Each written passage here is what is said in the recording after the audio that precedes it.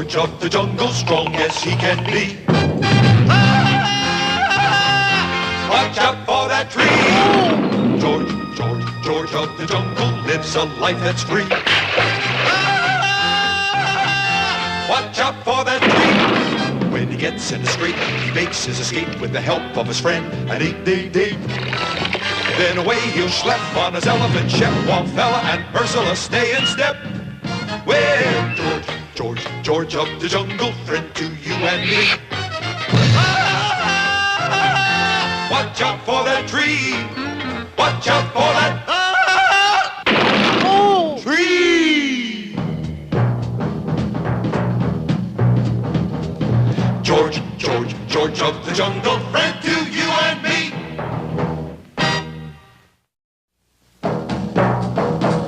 George of the jungle, strong as he can be. Watch out for that tree. When he gets in the scrape, he makes his escape with the help of his friend, an 888. Then away he'll schlep on his elephant, Shep, Wallfella, and Ursula stay in step. Well, George of the jungle, friend to you and me. Watch out for that tree. It was an African day like most African days, hot, humid, and miserable. An African daisy of a day. And George, king of the jungle, was surveying his domain from an air-conditioned treetop. Then suddenly... Help! Someone called for help. Help! Correction, someone called for help. Courage! George, come! Up! Seizing a nearby jungle vine, George swung lightly through the trees, into a rushing stream, and over a waterfall. A little while later, far downstream... My, George, that was quick. George, take shortcut. I didn't know there was a shortcut. Me too. Why Ursula scream? Oh, George, it's Shep. Shep. Good doggy, Shep. Up, boy. What's the matter, boy? In the first place, George, he's not a puppy. He's an elephant. Shep, puppy. Big, gray, peanut-loving puppy. And in the second place, your puppy is ill. Ew, but he was perfectly all right this morning. I saw him eating green pawpaw melons on the North 40. George, why not call Africa's greatest witch doctor, Dr. Kilimanjaro? And the worried trio gathered around Ape's large message drum. What's his area code, Ape? We don't need it. Fortunately, this drum is a direct line to the doctor's office. A direct line? Yes, I call it my tum-tum, tom-tom.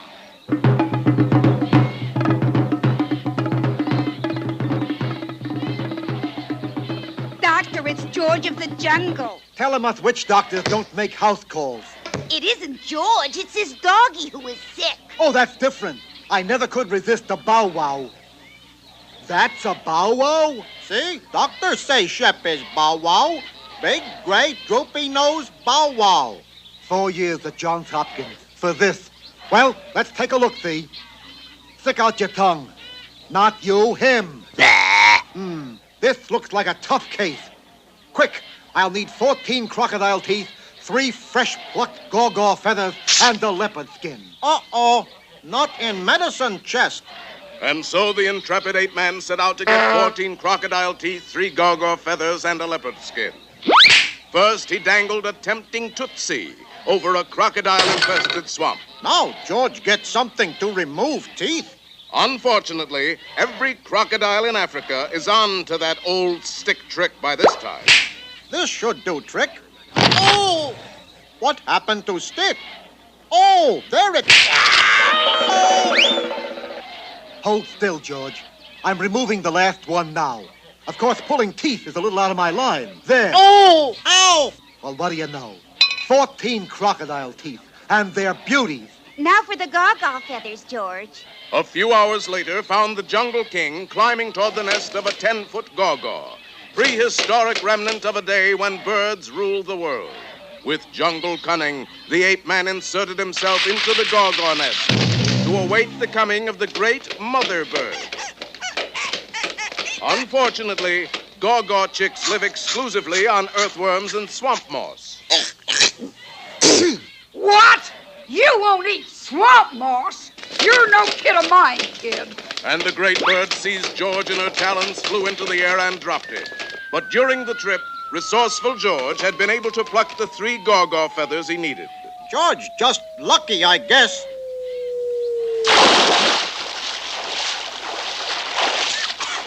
George, back so soon? Yes, but these shortcuts killing me.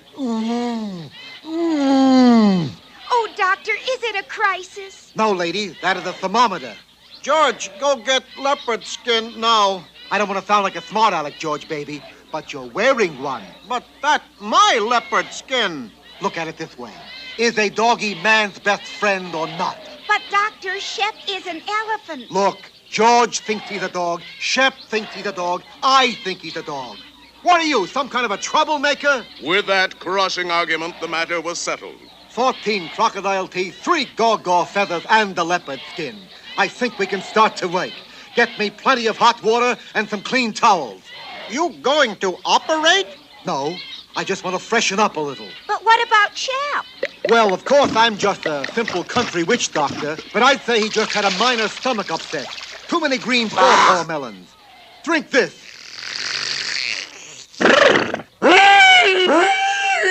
Heavens, what was that? Well, of course, Shep is a doggy, but if he was an elephant, that would have been a burp. And look, he's better. Good dog, Shep. Fetch. Ooh. But, Doctor, what about the crocodile teeth, the gaw-gaw feathers, and the leopard skin? Aren't they part of the cure? Cure? These are the fees I'm charging you. How do I look? Better than George. You don't know the half of it, Georgie boy. Now, I'm just a simple country witch doctor, but I'd say those bushes you're wearing are poison ivy. So long, folks. I gotta go to a meeting of the Medical Ethics Committee. Well, George fixed that chiseler. Get back crocodile teeth, gaw-gaw feathers, and leopard skin. Yes, dear. But you know something?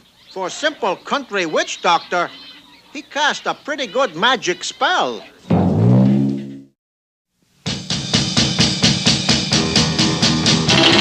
Tom Slick, let me tell you why he's the best of all good guys. Tom Slick, in the thunderbolt re-slapper once he's on your tail. He won't quit because you know there's no such word as fail to Tom Slick.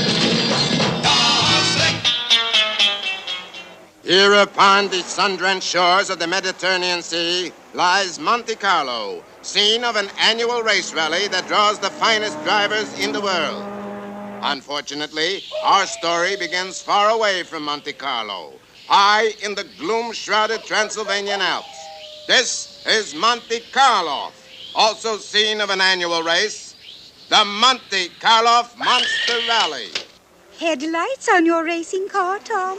The Monster Rally is held only at midnight during a full moon, Marigold. Tom, boy, are you sure you want to go through with this race? Frankly, no, Gertie. Then why don't you withdraw, Tom? There's no such word as withdraw in auto racing, Marigold. Besides, there's a penalty for withdrawing. What is it? They cut off your leg. Look, there is Prince Monte Carlo himself. Who's that with him? His ex-wife, Sepulchra. Ex-wife? You mean they're divorced? No, she died in 1943. It's midnight. Start the race. What a field of contestants we have with us, folks. Who's the pretty one? Here's Lobo Fanguzzi, at the wheel of his 4-claw Wolf Ferrari Road Ripper. Yay! And apparently still recovering from a bad accident, Fred G. Frankenstein and his Le Monster Special. Yay! And there is the defending champion, the renowned auto racer and well-known vampire, Count Lou Gosi, fueling up his famous red corpuscle bloodmobile. Yay! Who's the pretty one?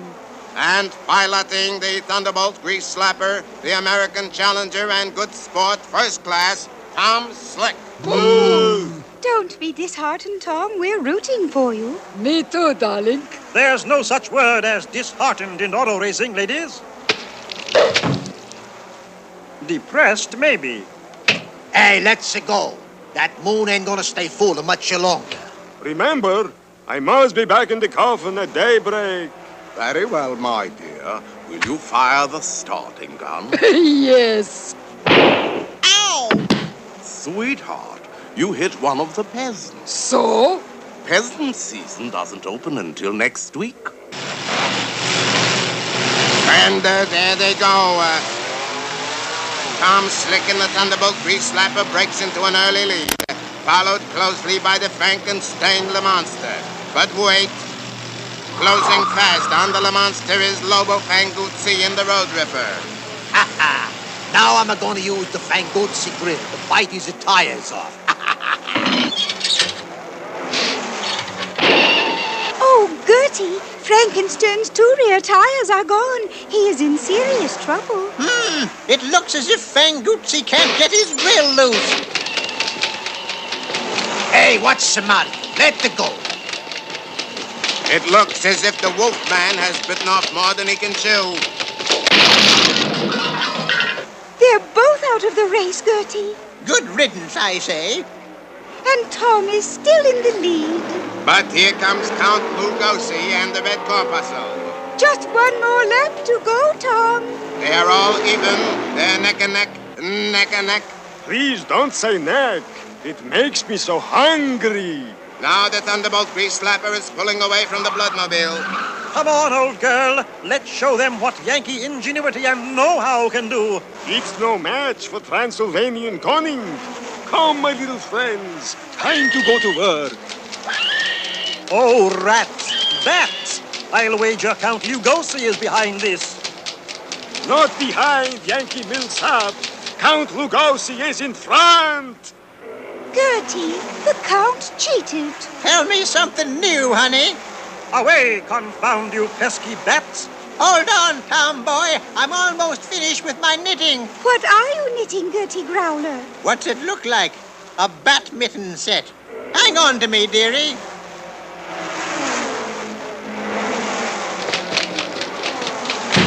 Got 'em both. Oh, that is wonderful. But you believe it, hon? That's the first time I ever played badminton. Approaching the finish line, Dirty Guy Count Lugosi is still in the lead, and it looks bad for the gallant Yankee challenger. But what's this? A 5-foot rooster has appeared at the finish line. What a terrible thing to happen. A rooster crowing.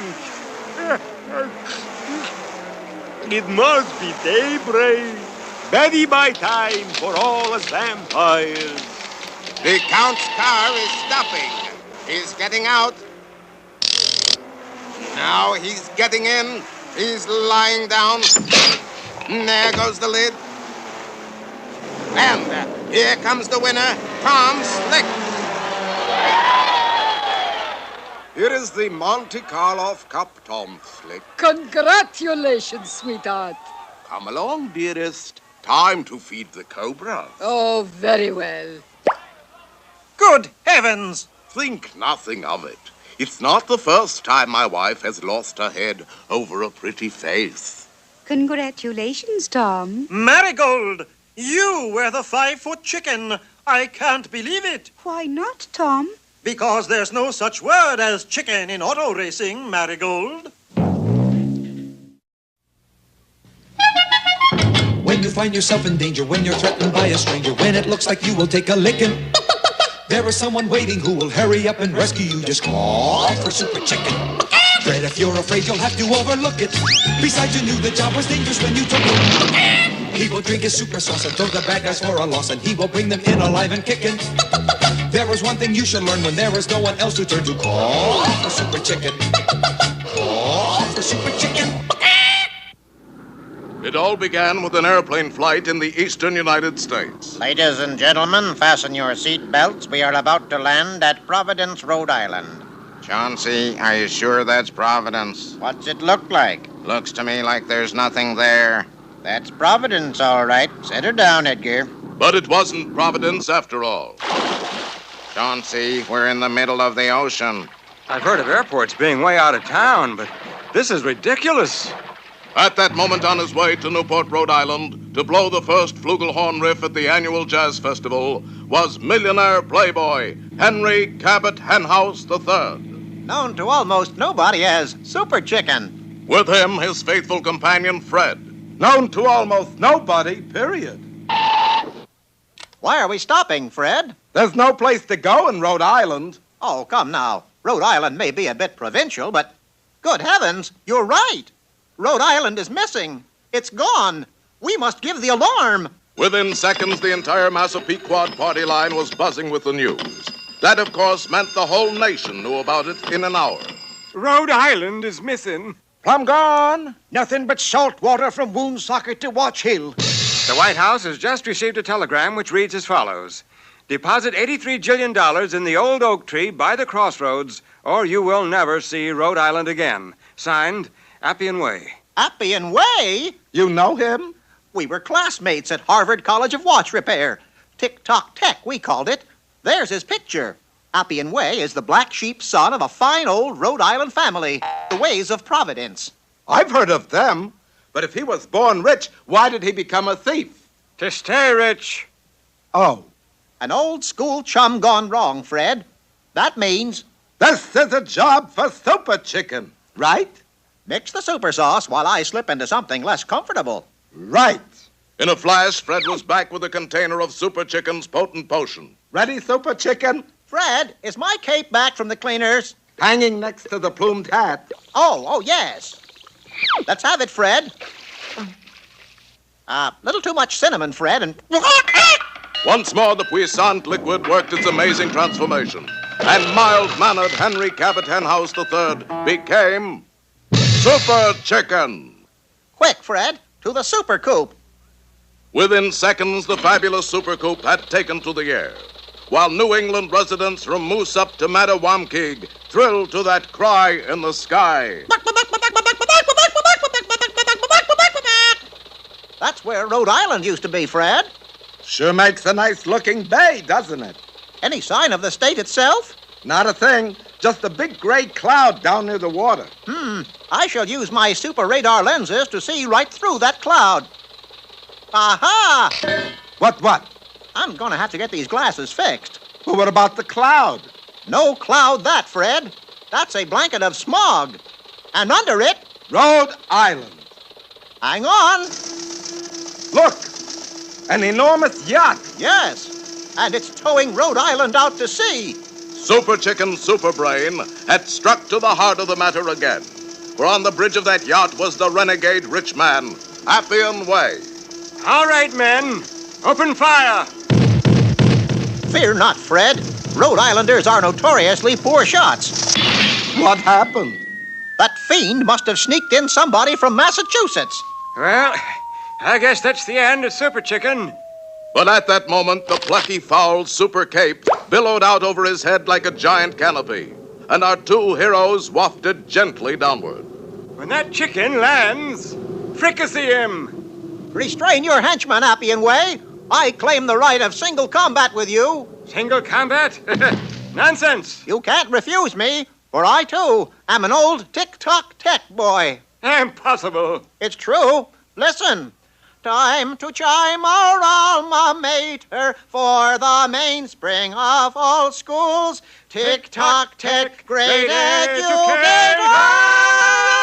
Shock-proof, knock-proof, 17 joules. Rah! Oh, you found my soft spot, Super Chicken.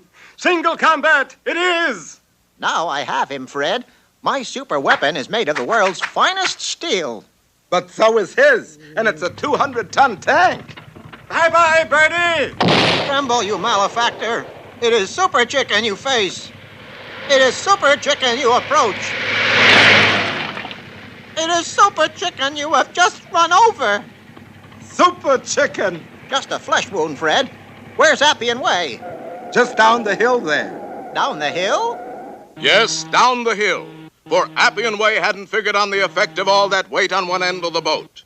And as our friends watched in amazement, the yacht's bow tilted slowly upward, and the whole kit and caboodle sank to the bottom without a trace. Well, that takes care of Appian Way. Now to return Rhode Island. How? You forget my superpowers, Fred. I merely turn my tail feathers into a propeller, spin it, and just push them. Gee, Super Chicken.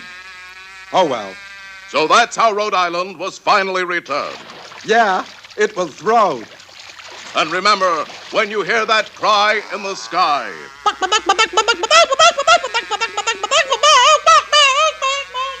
you'll know that Super Chicken still hasn't figured out how to land.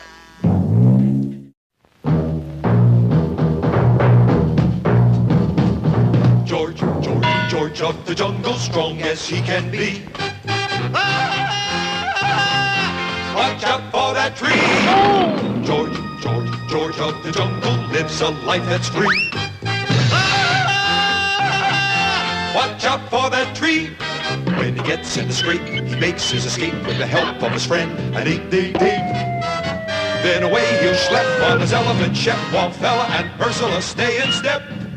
With George of the jungle, friend to you and me. Watch out for that tree. Watch out for that tree.